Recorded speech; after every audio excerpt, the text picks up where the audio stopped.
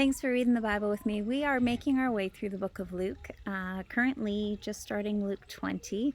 What we're doing is we're just reading a small section of Scripture, talking about it quickly, just really recognizing that Scripture is a story. It's actually God's biography. He's trying to help us understand who He is. So we are looking at Luke 20, verses 1 to 8. I'm going to read it to you in the New Living Translation and then just chat for a couple seconds.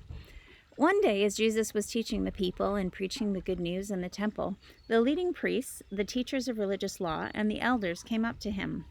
They demanded, "By what authority are you doing all these things? Who gave you the right?" "Let me ask you a question first," he replied. "Did John's authority to baptize come from heaven, or was it merely human?" They talked it over among themselves. "If we say it was from heaven, he'll ask why we didn't believe John. But if we say it was merely human, the people will stone us because they're convinced John was a prophet."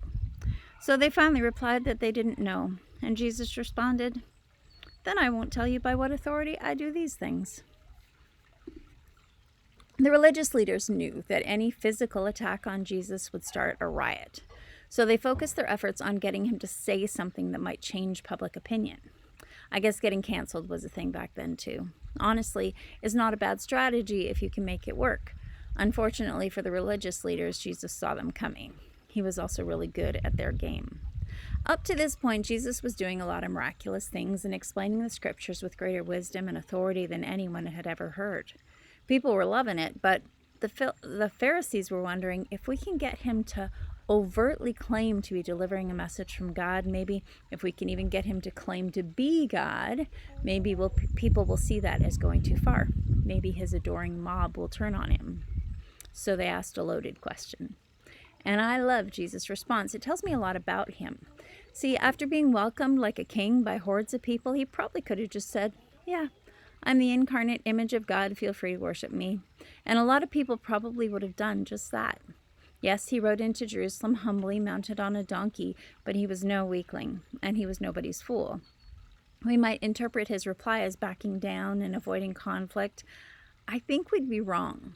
I think he looked them dead in the eye so they knew he saw right through them. I'll answer your question when you answer mine. Jesus knew that their hold on public opinion was far more tenuous than his.